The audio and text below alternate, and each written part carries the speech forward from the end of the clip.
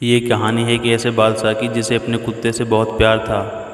वो शाही अंदाज में रहता था। उस राज्य में लोग कहते थे कि काश हम इस बादशाह के कुत्ते होते तो हमारी ज़िंदगी थोड़ी ठीक होती।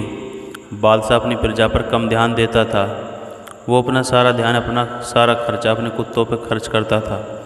इतनी मोहब्बत अपने कुत्ते से थी। कुछ लोग मिसाल दिया करते थे, जानवरों से प्रेम करना हो तो बादशाह से सीखिए। बादशाह जहाँ भी जाते थे, जिस भी मीटिंग में जाते थे, पॉलिटिकल मीटिंग हो या प्रजा के सामने मीटिंग हो, हर जगह अपने कुत्तों को साथ में रखते थे। दरबार में वे बैठा करता था। एक बार उन्हें किसी दूसरे राज्य के राजा से मिलने के लिए जाना था। समुद्री रास्ता था। राजा जब नाव में सवार हुआ तो बादशाह के साथ कुछ सैनिक थे, कुछ मंत्री थे, उनके अलावा कुछ यात्री भी उस नाव में बैठे हुए थे। अब बादशाह जहाँ जाते थे तो कुत्ता भी जाता था, तो कुत्ता भी नाव में बैठा था। ये उस कुत्ते के लिए पहला सफ़र था। जब वो समुद्री रास्ता तय कर रहा था, नाव में बैठा था, वो कुत्ता बादशाह के साथ था। जैसे ही नाव रवाना हुई तो पानी में जब नाव चलती है तो उसे जो हलचल होती है उससे कुत्ता बेचैनी महसूस करने लगा। वो असहज महसूस कर इधर उधर उछाले मार रहा था, उछल कूद कर रहा था, इधर से उधर जा रहा था। तो जो बाकी यात्री थे उनको भी डर लग रहा था। हर कोई कुत्तों के साथ कंफर्टेबल नहीं होता, तो उनको लग रहा था कि कहाँ बादशाह इसे अपने साथ लेके आ गए। और उस कुत्ते के उछाल कूद करने की वजह से नाव में बड़ी चिंता हो रही थी कि कहीं नाव पलटने जाए, कहीं कोई यात्री पलटने जाए, कहीं कोई दिक्कत न हो जाए। हर कोई ये चाह रहा था कि खास ये बात बादशाह समझ ले। लेकिन बादशाह को शुरू में बहुत अच्छा लग रहा था कि वाह, हमारा कुत्ता कितना प्यारा है, खेल कूद कर रहा है। थोड़ी देर के बाद में ये चीज़ें उन्हें भी परेशान करने लगी। उन्हें लगने लगा कि कहीं कोई खतरा न हो जाए। इस कुत्ते के बार बार उछलने कूदने की वजह से कहीं नाव न पलट जाए। लेकिन वो कैसे समझाए उस कुत्ते को, वो तो उनके दिल के बहुत करीब था। वो जो यात्री बैठे हुए थे उनमें से एक दार्शनिक बैठा हुआ था।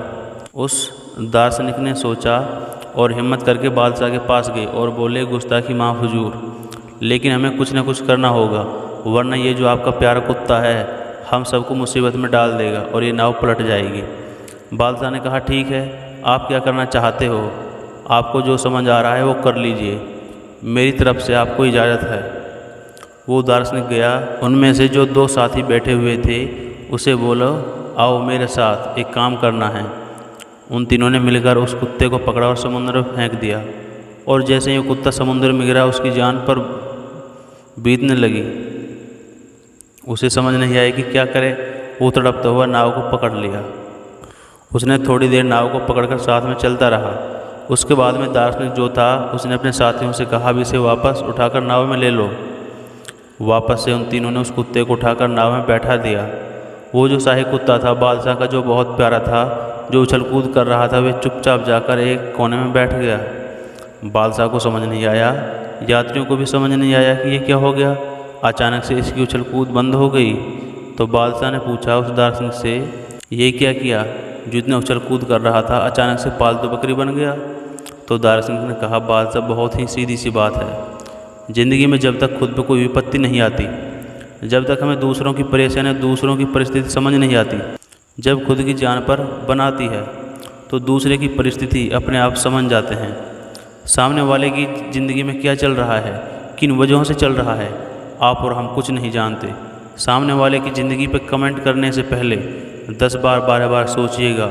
ये कहना बड़ा आसान होता है कि लास्ट की बॉल पे 6 लग सकता, लेकिन मैदान में जाकर उस गेंद का सामना करना जो 140 किलोमीटर प्रति घंटा की गति से आती है, वो एक अलग कहानी होती है। इसलिए आप कोशिश कीजिएगा दूसरों से कुछ कहने से बचें, अपनी स्थिति, अपनी ज़िंदगी अच्छी करें।